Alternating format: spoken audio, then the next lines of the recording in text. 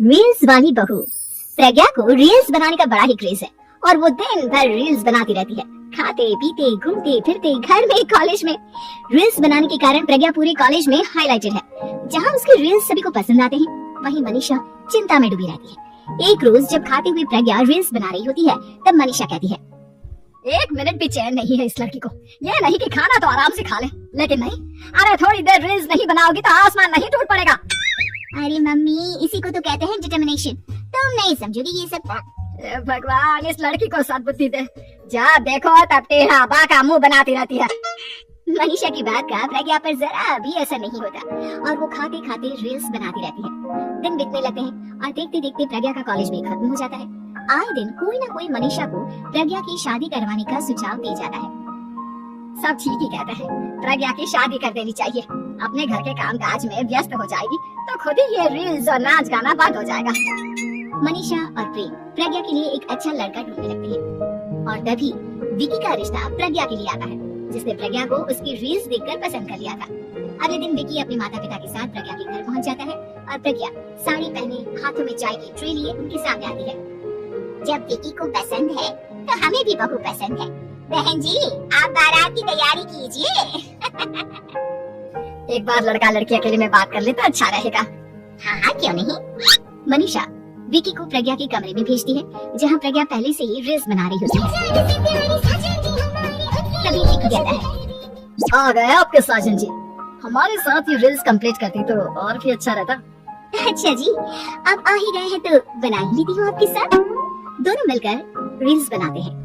जब भी मीट और तुरंत पोस्ट भी कर देते हैं। फिर विकी कहता है, जब आप साड़ी में चाय लेकर आई तब मुझे लगा कि कहीं मैं गलत कर में तो नहीं आ गया।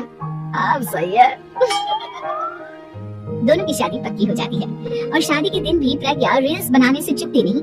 यहाँ तक कि बारात के समय भी नाचते हुए रील्स बनाती है।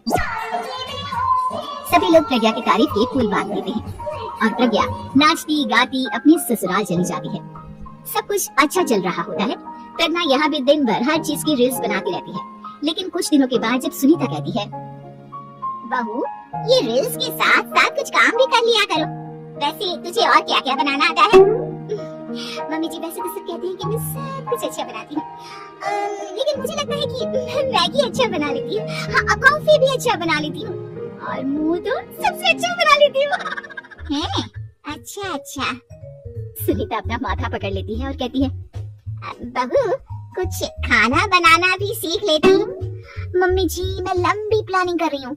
जल्दी ही मैं इतनी फेमस हो जाऊंगी कि मुझे पैसे मिलने लगेंगे। हम दोनों सास बहू राज करेंगे, राज नौकर काम करेंगे और लोगों की तो लाइन लगेगी हमसे मिलने के लिए। तेरा दिमाग खराब हो गया है क्या बहू? हंसी मजाक तक ठीक है, लेकिन इस तरह घर नहीं चलते। जितना जल्दी हो इस घर के तौर तरीकों को सीख लो। प्रज्ञा मुंह घुमाकर चली जाती है और तुरंत उसी वक्त एक रील बनाती है।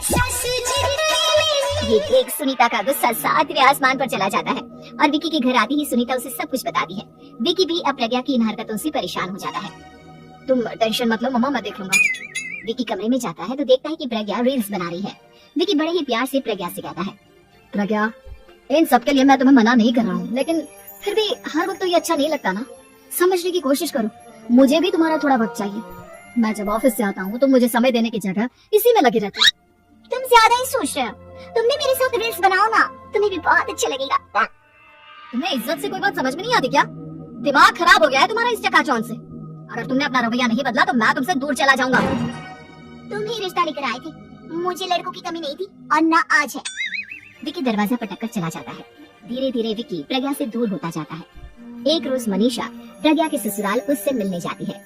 तब सुनीता उससे कहती है, बहन जी, अब आई है तो कुछ दिन यहाँ रहकर जाइएगा। आप ही का घर है। हाँ मम्मी, बहुत दिन हो गए तुम्हारे साथ एक भी रील नहीं बनाई मैंने।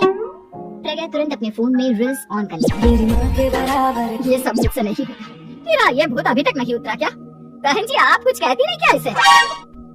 जब आप ही कुछ नहीं कर पाई तो मैं कर ही क्या सकती हूँ। सास तो वैसे ही बदनाम है। शाम को घर की लाइट चली जाती है और मनीषा प्रज्ञा से कहती है, मेरे घुटनों में बहुत दर्द हो रहा है, तू लाइट का कुछ इंतजाम करना बेटा। अच्छा, कैंडल जला देती हूँ मम्मा। प्रज्ञा गाते हुए कैंडल जलाती है और खिड़की के पर्दे के पास रख देती है।